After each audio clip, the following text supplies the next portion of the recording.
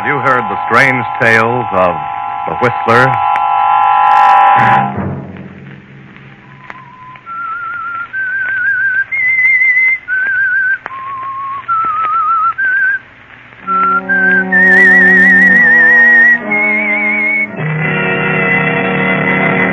I'm the Whistler.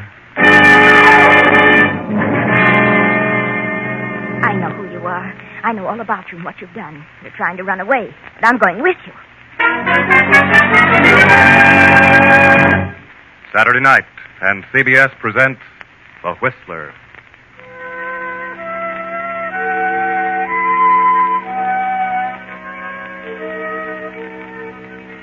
I, the Whistler, know many things, for I walk by night. I know many strange tales, many secrets hidden in the hearts of men and women who have stepped into the shadows. And so I tell you tonight the story of the killers.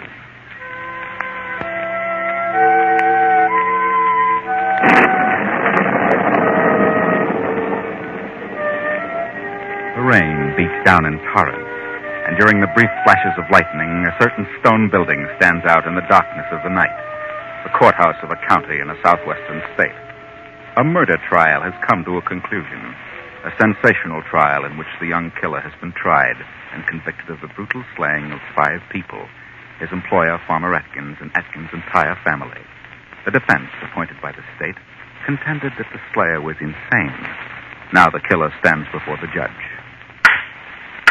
The jury has found that on the night of September 13th, the entire Atkins family was brutally slain with a meat cleaver wielded by the defendant, Joe Nichols. In the absence of sufficient motive other than the $20 found on the defendant was placed under observation by the state psychiatrist. And the said state psychiatrist find the defendant suffering from dementia praecox. Therefore, it is the duty of this court to commit the defendant to the state institution for the insane.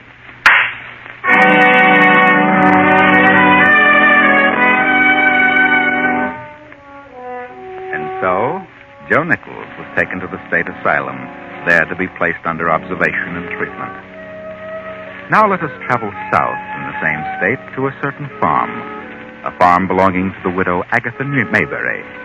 There's no connection whatever between Agatha Mayberry and the insane killer Joe Nichols, but let us go to the farm anyway.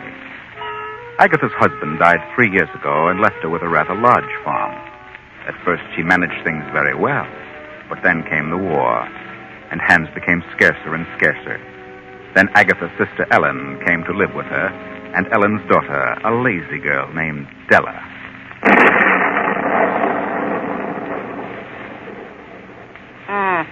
Storm is coming up stronger now.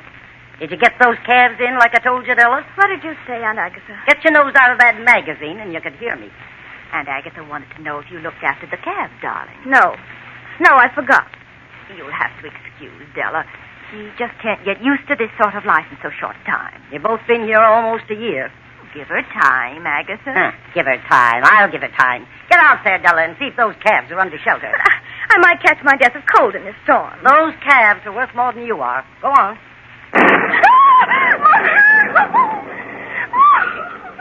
She's frightened to death of lightning, Agatha. I don't think she's frightened of anything. Why don't you hire a man to do these things? Wish I could. Men are scarce these days, all in the army. Oh, poor baby. Poor baby. You stay here. I'll go and see to the calves. You'll do no such thing, Ellen. Stay here and take care of your baby. And I'll attend to the calves. Well, she'll be all right just as soon as the storm's over. Yeah? Well, you've got to do something around here, Della. At least you can wash the dishes. But I dried them yesterday. Won't hurt your beautiful hands. Anyway, I've got to do something around here under these conditions. You need a man. You need a farmhand. Yes, but I can't get one. So the only thing I can do is to get rid of some of this land. Sell it to someone who can handle it. Well, Mr. Dalton made you an offer for part of it, Agatha. He offered to buy some. Yes, I know. And he can handle it. Has a couple of sons. And a daughter who isn't afraid to get her hands dirty. Oh, how much do you think he'd pay for it? Oh, I don't know. But I'm going to find out. Agatha, where are you going? I'm going to see Mr. Dalton, my neighbor. If I can make a deal, I'll make it tonight. But it's storming, Aunt Agatha. I've been in storms before. I'll drive over there and be back in an hour. I'm not a sissy. Go on to bed, Della, and pull the covers over your head.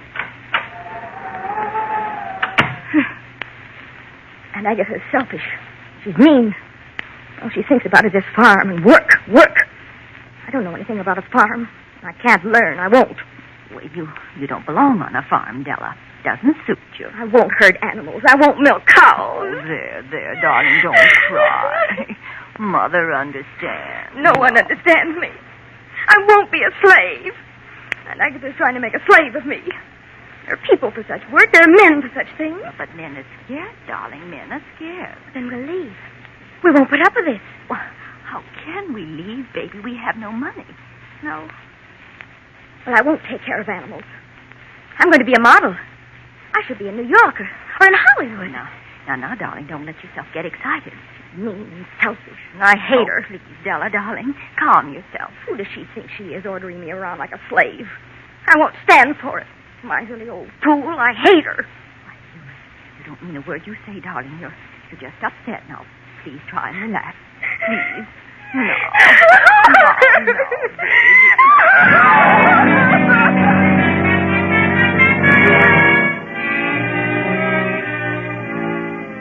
While Della, poor little Della, sobs and sobs in a fit of hysteria, and Agatha drives on through the raging storm, and 10 minutes later pulls to a stop in front of her nearest neighbor's house, the house of Farmer Dalton.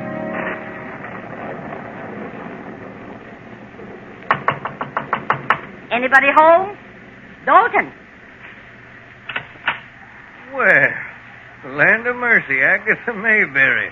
Well, come on in, come in. You must think I'm kind of crazy running around on a night like this, Mr. Dalton. Well, there must be a reason for it, Agatha. Yes, there is. I want to talk business. Business? Well, all right. What's on your mind all of a sudden? You want to buy the east half of the farm? Why, sure. I told you I did. What was your offer? $2,000. Well, that's a little low, don't you think? Well, perhaps, but, well, what are you going to be able to do with it? You ain't got no men folk around. You'll have to let it go to grass. Yes, I know that. But if we could only get a few women to give up their fancy manicures and long fingernails, it wouldn't hurt them any, I know. I've tried it. Yeah, you're right about that, Agatha. Well, let's get down to business. You'll give me $2,000 for the east half of my land? Yeah, that's right. Well, the deal. Good. Shake. Now, how do you want it? Well, how are you prepared to handle it?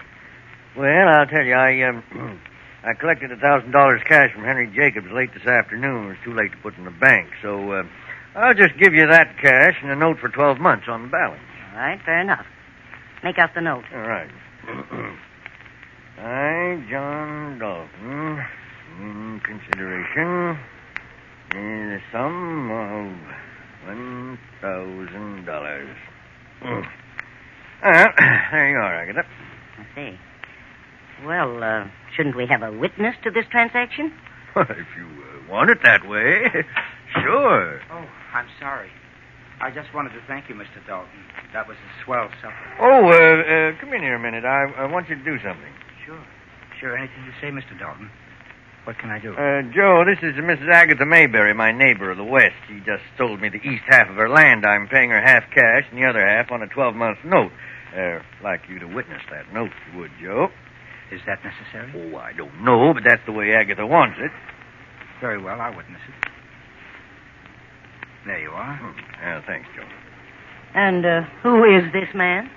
Well, Joe came here today, early this morning, and he's worked like a dog all day, done 10 men's work, and that's something I can't understand. What do you mean? Well, he's been discharged from the Army because of a physical reason. He's a 4F, but certainly didn't show any bad signs today. I can still do a lot of useful things. I thought you had enough men around here to handle things. Oh, I have, but he was broke and hungry. Well, if you don't really need him, how about lending him to me? I could use him. Yes, that's right. You could. She's got a farm and not a man on the place, Joe. How about it, huh? Sure, I'd be glad to help her. Fine. Well, you go on with Mrs. Mayberry. She really needs help, Joe. She lives alone with her sister and her young niece, and they can't help her much, but you can. It's a deal. Right. Well, here's your $1,000 cash, Agatha, and the note. Next payment's due in 30 days. I'll have it there.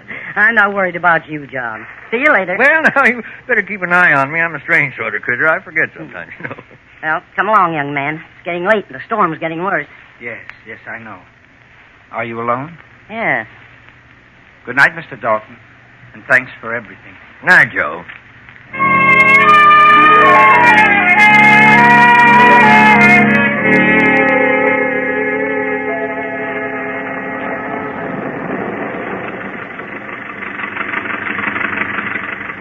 What'd you say your name was? I didn't say. But my name's Joe. Oh, I see. Ever do any farm work, Joe? Yes, I've done a little here and there. You're sure welcome. Why did you sell half of your farm? Because I couldn't take care of it. You sold it short, didn't you? Yep, $2,000. And it's really worth $4,000. He gave me $1,000 cash and this note for the balance. Aren't you worried about carrying $1,000 in cash? No, why should I be worried? Oh, I don't know, but it's kind of risky. Is it? Aren't you afraid of me? No, I'm not afraid of anyone. No? Well, that's good. How long you been out of the Army? 3 days, over 4 months. I was wounded in Bataan. But I can do lots of things, even if I am discharged. Well, I'm glad to have you.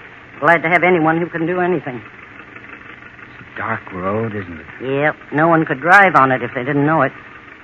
Any crossroads? No, none. How much farther is your place? About 2 miles. Oh, that far, huh? It's a big farm. Well, what do you think of that? Must have got wet after all. Yeah, that's what it sounds like. Oh, I hope it keeps going. I'd hate to have to walk the rest of the way in this storm. Such mud. Yeah, that wouldn't be good, would it? Maybe you better stop and let me have a look under the hood. All right. Shall I turn off the motor? No, not yet.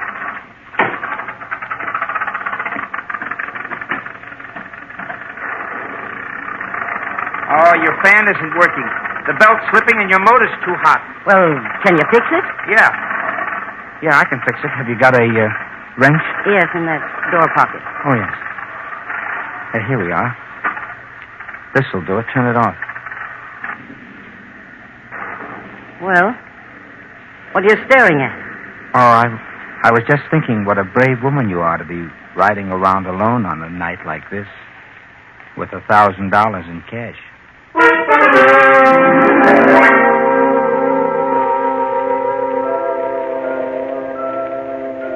Seems to me Agatha's been gone quite a while, Della. Yes, been almost an hour. Maybe she got stuck or something happened to the car.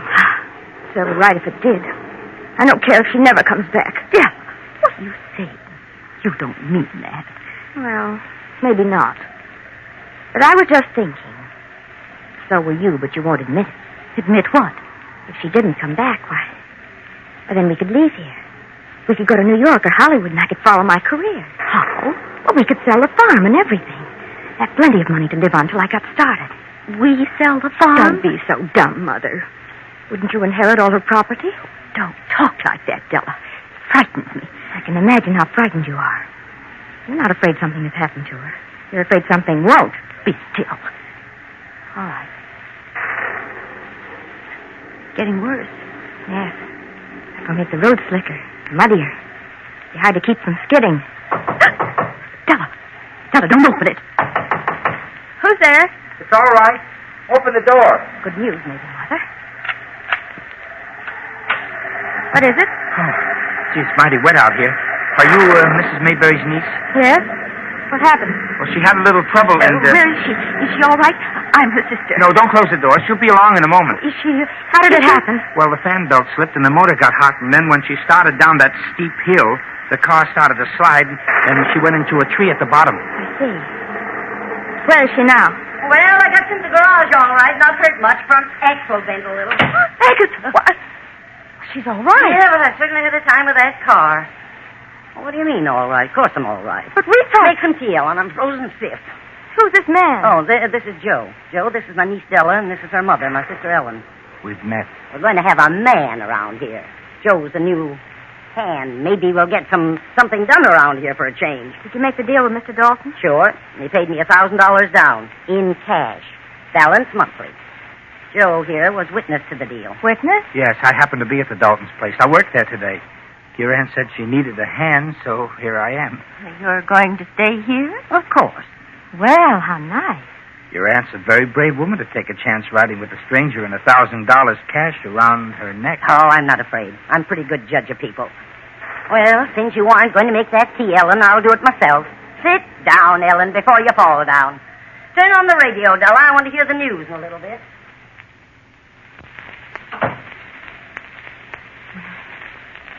Are you married, Mr. Joe? No, You're not in the army? I was. Medical discharge. You look tired, Joe. Yes, I am. I wonder if you'd mind if I'd turn in. Not at all. Well, is there a separate building for the hands? No, I suppose Aunt Agatha intends for you to have the spare room upstairs. The end of the hall. I see. Well, good night, Miss... My name is Della. Good night, Della. Good night, Joe. Good night. Night, ma'am.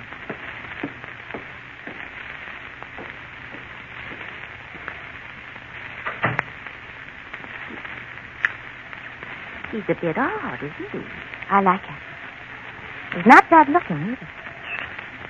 Murder of a farmer and his entire family with a meat cleaver. He was later found to be insane and sentenced to the insane asylum. He escaped last night and is believed to be heading south. This man is dangerous, regardless of his seeming sanity, and authorities are to be notified of any man answering his description. He is 5'9", dark brown hair, blue eyes, and his name is Joe Nichols. He was last seen... Della. It's him. And his name is Joe.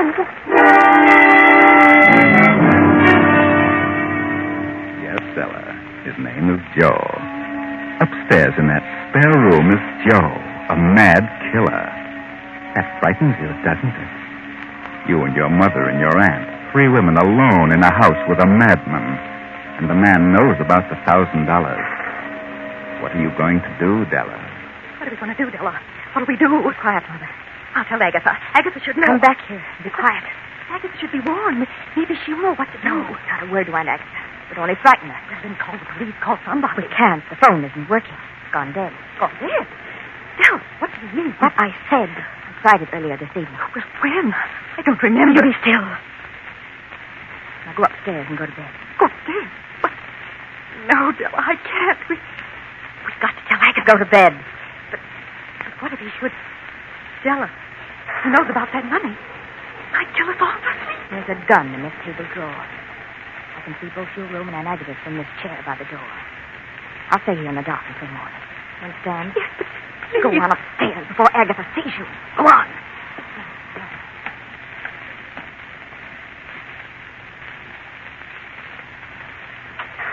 Well, where's everybody?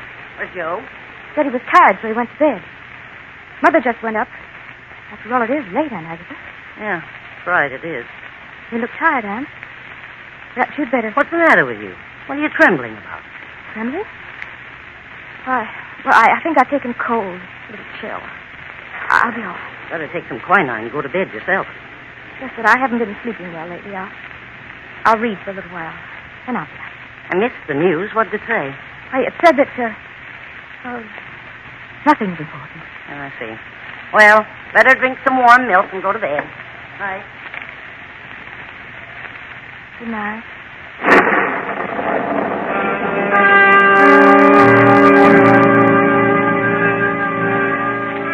Why didn't you tell her, Della? Do you really think you can handle the situation?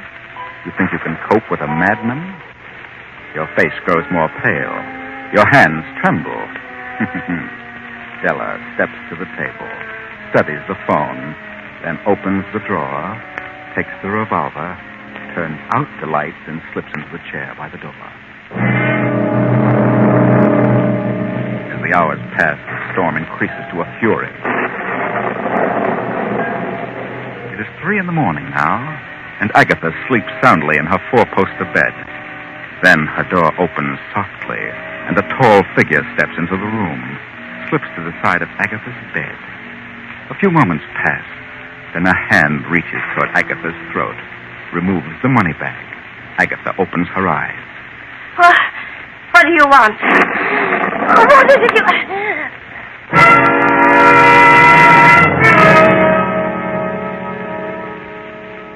Storm has reached its peak. A few minutes later, it has passed over, leaving only the fall of a light rain.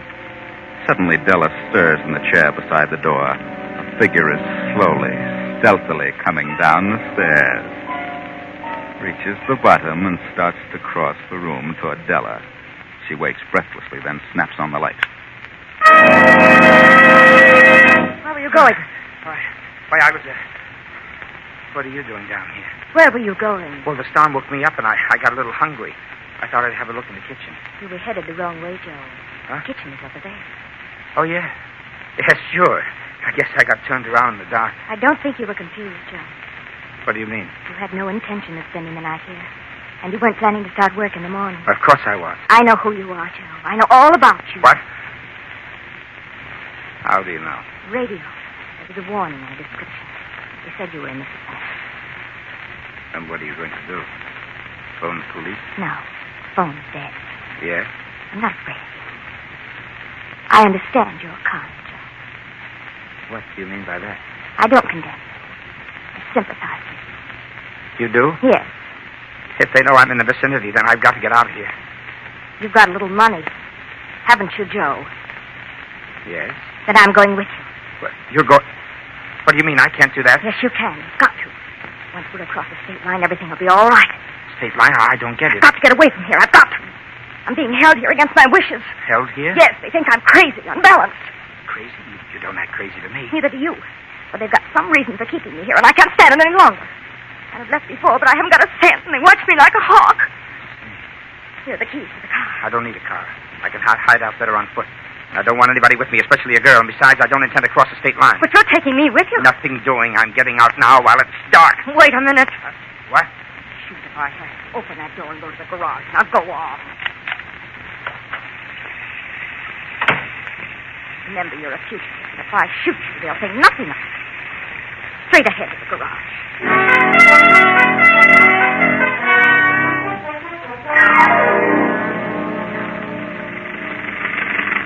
Now turn here. This is the main highway. Well, why the main highway? I'd rather keep to the side. I wouldn't. Straight ahead. Maybe they're right. Maybe you are nuts. Oh, are you crazy, Joe? Certainly not. Of course not. Neither am I.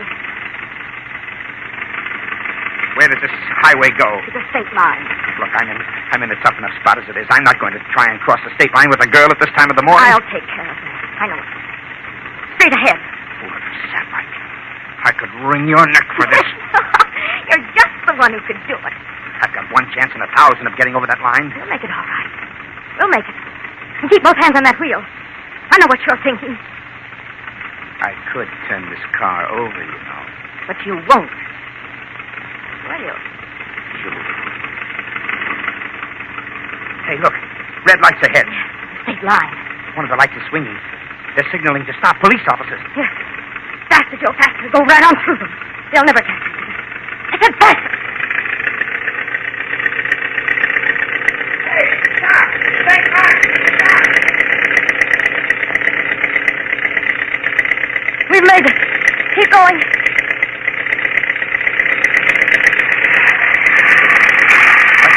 Hey! I don't know. I think we've broken the system rod just so freight can't take us to the end. Oh. Look back. Here they come. Now I am stuck. Don't move, Joel. Stay right where you are. You little sap. Don't you move or I'll shoot. Put up your hands, buddy. What have you been drinking? All right.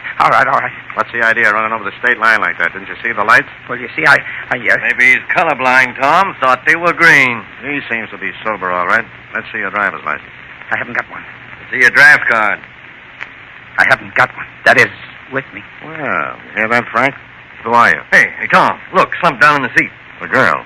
Throw your light on her. Look at her face, all bloody. Open the door. She's been bashed in the mouth. Wait a minute. Is this your gun, buddy? No. What's this little pouch on the seat? I don't know. Look, Tom. Look at the bills. Look at the wad of money. Hey, sister. Are you all right? All right, sister. We're state police. Please. What happened to you? It's him. Who was this man? He came to our farm last night. He robbed my aunt and made me come with him. He kidnapped me. She's crazy. She's a nut. When we crossed the line, I tried to scream and he hit me. You don't know who he is? No, his name is Joe.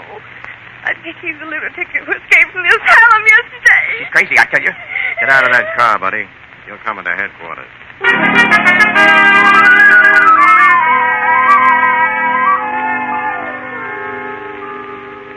Go on, miss. What happened then? Well, after Mother and I heard the announcement on the radio, I knew it was him. I couldn't call the police because the phone was dead. Why didn't you go for help? Because he knew that Aunt Agatha had the money. I was afraid to go because of what he might do. I got Aunt's gun and sat by the door where I could see him as he went into his room. Yes? But I must have fallen asleep because I waked up just in time to see him coming down the stairs and start for the outer door. I turned on the light, and he said he was looking for the kitchen. It was then you realized that while you'd been asleep that he'd gone into your aunt's room, killed her, and taken the money? Yes. If I hadn't fallen asleep, I might have prevented it. I could have shot him. Officer, you know this woman's crazy, don't you? Crazy? Yes, she told me so herself. She said she was being kept a prisoner by her aunt and her mother because they knew she was unbalanced. Yeah. Well, maybe you're right, Joe. Maybe she is crazy. What? What do you mean by that? She's crazy. Yeah. Crazy like a fox. He's lying. I never said I was crazy. When Joe came to the farm and you realized he was the escaped killer from the asylum, you decided to take advantage of his being there and kill your aunt so your mother would inherit the estate. How can you say such a thing? That's horrible. You knew Joe would try to make a getaway when you told him about the broadcast. You had the money and the gun. You forced him to take you across the state line. You knew we'd chase you and catch you. You dropped the money bag in the seat, and when we caught up to you, you hit yourself in the mouth with the gun butt. I didn't. Ah, yes, you did. We know all about it. It was you who went into your aunt's room, took the money, and hit her on the head. How can you say that? Because your aunt saw you standing over her bed. She called headquarters an hour ago. She what? Yeah. You didn't hit her hard enough, Della. And you lied about that phone. It was never out of order. She isn't dead. Oh.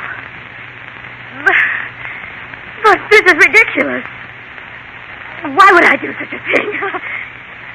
Here's an escaped lunatic. A mad killer. Why should I be accused of such a thing?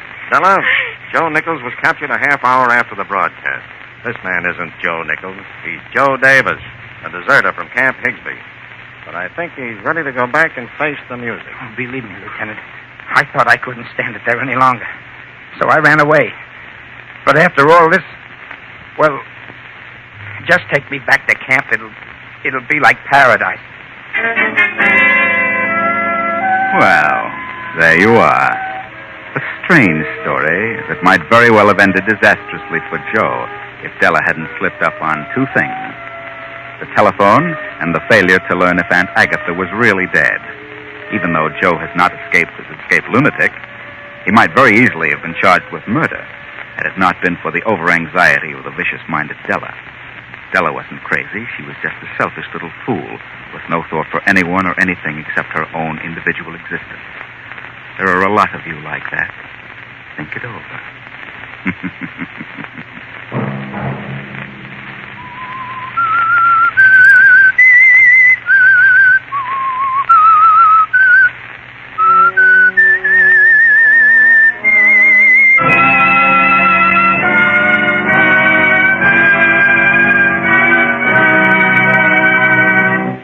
CBS has presented The Whistler.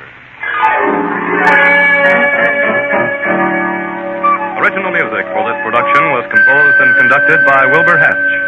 The Whistler is written and directed by J. Donald Wilson and originates from Columbia Square in Hollywood. Next week, same time, I, the Whistler, will return to tell you another unusual tale. Good night. this is the Columbia Broadcasting System.